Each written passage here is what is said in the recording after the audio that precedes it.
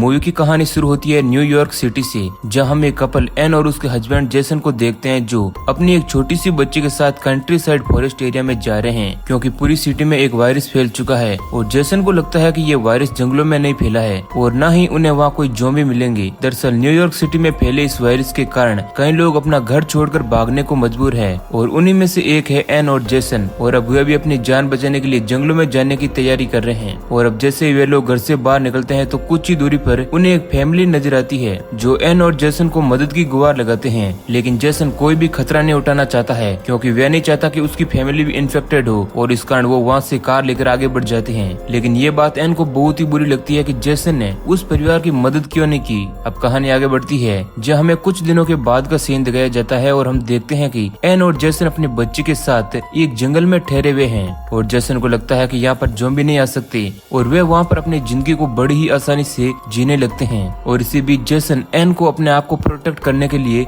Gun चलाना सिखाता है। अब ऐसे ही दिन कट रहे थे, लेकिन एक रात जब ये लोग खाना खा रहे थे तभी जंगल में से जेसन को ज़ॉम्बी की आवाज सुनाई देती है और वे अकेले ही एन और उसकी बच्ची को छोड़कर जंगलों में चला जाता है। और अब कुछ देर बाद जब जेसन वापस नहीं आता है तो एन को उसकी फिक्र होने लगती है, लेकिन वो अपनी छोटी बच्ची को लेकर अकेले जंगल में नहीं जाना चाहती थी। अब सुबह भी हो जाती है लेकिन जेसन वापस नहीं आता है, जिसके बाद एन उसे जंगल में ढूंढने जाती है जहाँ उसे जेसन की बॉडी मिलती है। अब ये देख एन बहुत ही ज्यादा दुखी हो जाती है, लेकिन वे अपने आप को संभालती है क्योंकि अभी भी उसके ऊपर उसकी छोटी बच्ची की जिम्मेदारी थी। जिसके बाद एन जेसन का सारा सामान अपने साथ लेकर चली जाती है। अब इस तरह एन जंगल में ही अपनी लाइफ स्पेंड करती है और कुछ ही दिनों में उसके पास खाने के लिए जो भी सामान होता है वह खत्म हो जाता है। जिसके बाद एन को अपनी बच्ची की फिक्र होने लगती है, क्योंकि अगर वो खाना नहीं खाएगी तो उसकी बेटी भी भूख प्यास से मारी जाएगी। जिसके बाद एन डिसाइड करती है कि वो वापस शहर जाएगी और वहाँ से कुछ खाने के लिए लेकर आएगी, लेकिन वो अपनी बेटी को साथ नहीं ले जाती है और उसे वहीं कार में छिपा कर और उस कार को अच्छे से कवर करके वहाँ से शहर की ओर चली जाती है। अब चलते चलते उसे जंगल में एक घर नजर आता है और वो सोचती है कि उसे शायद वहाँ पर खाने की कुछ चीजें मिल जाएगी। जिसके बाद वो उस घर के अंदर जाती है जहाँ उसे एक लड़की नजर आती है जो पूरी तरह से ज़ॉम्बी बन चुकी है और इससे पहले कि एन पर वे अटैक करती, एन अपने गन से उसे शूट कर देती है और इस तरह वह ज़ॉम्बी मारी जाती है। अब एन उस घर में रखी खाने की चीजों को ढूंढने लगती है और उसे कुछ सामान मिल जाता है और वह उसे लेकर वापस अपने बच्चे की तरफ जंगल में जाती है। वहाँ पहुंचकर वह अपने बच्ची को कार से उठाती है, लेकिन उसका बच्चा लगातार रो रहा था। अब एन को लगता है कि शायद उसे भूख लग रही है, लेकिन ऐसा नहीं था। एन देखती है कि उसके बच्चे की तबीयत खराब हो चुकी है और उसकी बॉडी के ऊपर लाल धब्बे भी दिख रहे हैं, जो कि उस वायरस के शुरुआती लक्षण हैं। अब एन समझ जाती है कि उसके जाने के बाद किसी ज़ॉम्बी ने उसे इन्फेक्टेड कर दिया था।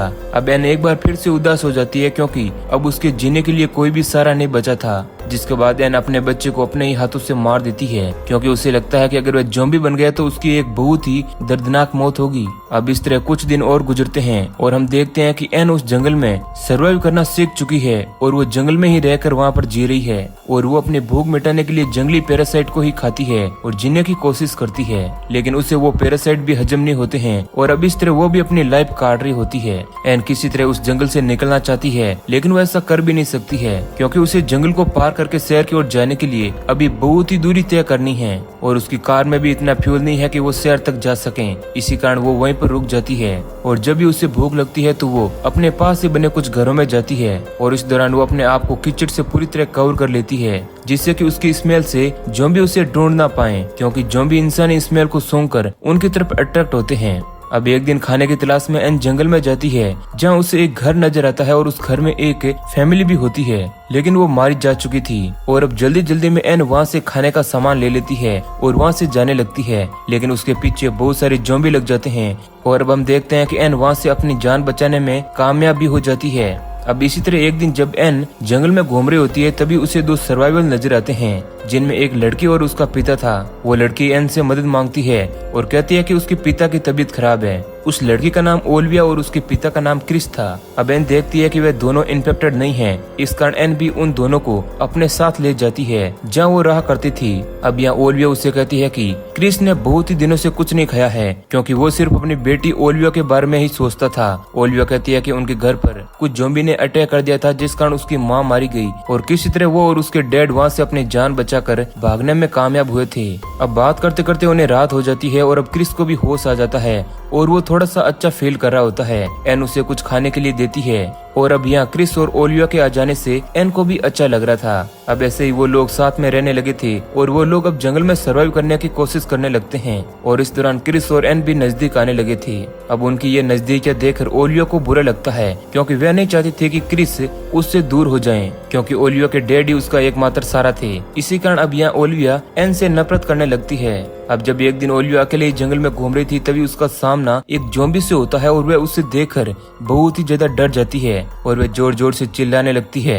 अब उसकी आवाज सुनकर क्रिस और एन भी उसकी तरफ भागने लगते हैं, लेकिन जब क्रिस उसके पास पहुंचता है तो देखता है कि ओलिविया को एक ज़ॉम्बी ने पकड़ कर रखा है। लेकिन किसी तरह क्रिस ओलिविया को उस ज़ॉम्बी के चंगुल से छुड़ा लेता है और अब यहाँ क्रिस उस ज़ॉम्बी से लड़ने लगता है। अब यहाँ पर एन भी अपने गन लेकर वहाँ आ जाती है और उस ज़ॉम्बी के ऊपर तान देती है, लेकिन जल्दी जल्दी में वह बुलेट्स लाना भूल गई थी। अब एन क्रिस की मदद के लिए ज़ॉम्बी पर टूट पड़ती है और इस तरह क्रिस और एन दोनों मिलकर उस ज़ॉम्बी को मार देते हैं। अब क्रिस को लगता है कि उनके लिए ये जंगल बिल्कुल भी सेफ नहीं है और वो लोग यहाँ पर ज्यादा दिन तक सर्वाइव नहीं कर पाएंगे, क्योंकि यहाँ चारों तरफ ज़ॉम्बी आ चुके हैं और यही कारण था कि वे लोग इस जंगल को छोड़कर जाना चाहते थे। अब यह एन उन्हें बताती है कि उन्हें रास्ते के लिए बहुत सारा खाना अपने साथ रखना होगा, क्योंकि उन्हें नहीं पता कि दूर दूर तक उन्हें खाने पीने की चीजें मिलेंगी भी या नहीं। इसलिए अब तीनों लोग खाने की तलाश में एक घर के पास पहुँचते हैं, जहाँ एन पहले भी आ चुकी है और उसे पता है कि उस घर के आसपास बहुत सारे ज़ॉम्बी घूमते रहते हैं। यही कारण था कि एन और ओलिविया दोनों अकेले ही उस घर में खाने की तलाश में जाते हैं और क्रिस बाहर खड़े होकर उन ज़ॉम्बीज को अपनी तरफ अट्रैक्ट करता है, जिससे कि एन और ओलिविया दोनों वहां से खाना लेकर वापस आ जाएं। और होता भी ऐसा ही है। अब सारे ज़ॉम्बी क्रिस के पीछे पड़ जाते हैं और दूसरी तरफ ओलिविया और एन उस घर में खाना ढूंढने लगती है, लेकिन इसी दौरान ओलिविया एन पर अटैक कर देती है और उसे वहीं पर बेहोश कर देती है, क्योंकि ओलिविया एन से नफरत करने लगी थी और उसकी नफरत इतनी बढ़ चुकी थी कि वह उसकी जान भी ले सकती थी, लेकिन वह ऐसा नहीं करती है और उसके हाथ पैर बांधकर उसे वहीं छोड़कर चली जाती है, क्योंकि उसे लगता है कि वहाँ ज़ॉम्बी आकर एन को अपना शिकार बना लेंगे और वह जोर से चिल्लाकर वहाँ से भाग जाती है ताकि वहाँ पर पीछे ज़ॉम्बी आ जाएं। अब आगे हम देखते हैं कि एन को होश आ जाता है और वह ज़ॉम्बीज के घर में घुसने से पहले ही वह एक फ्रिज में जाकर छिप जाती है और कुछ देर बाद जब वह वापस बाहर निकलती है तो देखती है कि वहाँ पर ज़ॉम्बीज नहीं है, लेकिन एक ज़ॉम्बी होता है जो उसके पीछे पड़ जाता है, लेकिन किसी तरह वो वहाँ से अपनी जान बचाकर भाग जाती है। वहीं एक तरफ ओलिविया क्रिस के पास पहुँचती है, जहाँ क्रिस पूछता है कि एन कहाँ है, लेकिन ओलिविया क्रिस को कुछ भी नहीं बताती है। तभी हम देखते हैं कि वहाँ पर बहुत सारे ज़ॉम्बी आ जाते हैं, जिन्हें देखकर क्रिस बहुत ही बुरी तरह से डर जाता है और उसे ओलिविया की फिक्र होने लगती है, जिसके बाद क्रिस उसे वहीं खड़ी कार में बिठा देता है और अकेले ही उन ज़ॉम्बीज को मारने लगता है। इसी दौरान वहाँ पर एन भी आ जाती है और हम देखते हैं कि एन और क्रिस दोनों ही ज़ॉम्बीज से लड़ने लगते हैं और कुछ ही देर बाद वहाँ पर ज़ॉम्बीज की तादाद और ज्यादा बढ़ जाती है। इस कारण कुछ ज़ॉम्बीज ओलिविया जो कि कार में बैठी थी उसके पास भी पहुँच जाते हैं। अब एक तरफ क्रिस को भी कुछ ज़ॉम्बीज घेर लेते हैं और एन के पास गन होते हुए भी वो डिसाइड नहीं कर पाती है कि वे सबसे पहले किसे बचाएं, जिसके बाद वो क्रिस की जान न बचाकर ओलिविया की ही जान बचा लेती है, क्योंकि एन को ओलिविया में ही अपनी बेटी नजर आ रही थी और यही कारण था कि क्रिस को वह नहीं बचा पाई। हालांकि वह क्रिस को बचाना चाहती थी, लेकिन इसी अफरा तफरी के दौरान वह सिर्फ एक ही जान बचा सकती थी, नहीं तो दोनों की जान भी जा सकती थी। और यहाँ पर एन ने ओलिविया की ही जान बचाई और उसने एक माँ की तरह ओलिविया को प्रोटेक्ट किया। और अब हम मूवी के लास्ट सीन में देखते हैं कि ओलिविया क्रिस को खोकर बहुत ही ज्यादा दुखी है और वह अपने आप पर भी बहुत ही ज्यादा गुस्सा है, लेकिन वो चाहकर भी कुछ नहीं कर सकती है। अब ओलिविया और एन दोनों ही उसी कार को लेकर आगे बढ़ते हैं और वो दोनों साथ ही में रहते हैं। इसी के साथ ये मूवी एंड हो जाती है। तो दोस्तों, अगर ये कहानी आपको पसंद आई है तो वीडियो को लाइक जरूर करें। ऐसे ही और इंटरेस्टिंग वीडियो पाने के लिए हमारे चैनल को सब्सक्राइब करें। धन्यवाद।